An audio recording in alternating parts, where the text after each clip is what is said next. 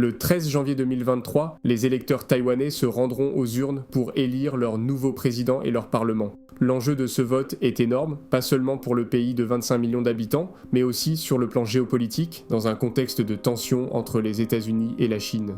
De l'autre côté du détroit de Taïwan, la Chine considère l'île comme un territoire à réintégrer, en déployant son armée si nécessaire. Le Parti communiste chinois n'a jamais renoncé à cette ambition, mais récemment, les tensions entre Taïwan et la Chine ont explosé, avec des exercices militaires autour de l'île et des déclarations très agressives. La population taïwanaise, de plus en plus inquiète, se prépare à une possible attaque chinoise. Certains rejoignent des groupes de défense civile quand d'autres constituent des stocks de nourriture et d'eau. Mais dans l'immédiat, l'enjeu est électoral. 3 candidats principaux s'opposent, le vice-président sortant William Lai Ching-te pour le Parti démocratique progressiste au pouvoir, Hu Yu-i pour le Kuomintang KMT et Ko Wen-je pour le Parti du peuple taïwanais. Si les sondages donnent Lai légèrement favori, l'issue du vote reste incertaine. Mais quel que soit le vainqueur, il semble qu'aucun futur président taïwanais ne sera favorable à une réunification avec la Chine. Tous défendent le maintien du statu quo et du mode de vie démocratique de l'île. Mais le KMT et son candidat Hu Yu-i ont l'air plus conciliants envers Pékin.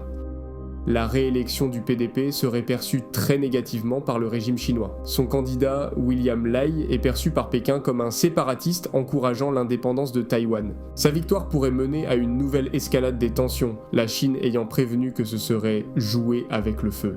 De l'autre côté, les États-Unis suivent aussi ce scrutin de très près. Washington est le principal allié international de Taipei, même en l'absence de relations diplomatiques officielles. Là encore, l'administration Biden devra adapter sa stratégie en fonction des résultats, et envoyer les bons signaux de fermeté à la Chine pour dissuader toute tentation d'attaque. Quoi qu'il en soit, le climat électoral à Taïwan est déjà largement pollué par l'influence de Pékin. Au-delà du lobbying de responsables locaux, la Chine orchestre aussi des campagnes massives de désinformation sur les réseaux sociaux taïwanais.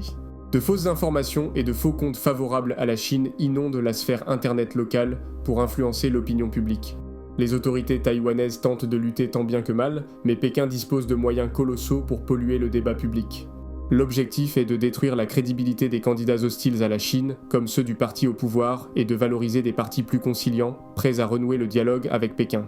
Plusieurs hauts responsables taïwanais seraient aussi récemment allés en Chine, probablement dans le cadre d'opérations d'influence du régime. En gros, la main de Pékin est omniprésente, mais malgré cette pression considérable, les Taïwanais restent très majoritairement attachés à leur indépendance et à leur mode de vie démocratique. Ils comptent bien l'exprimer dans les urnes le 13 janvier prochain.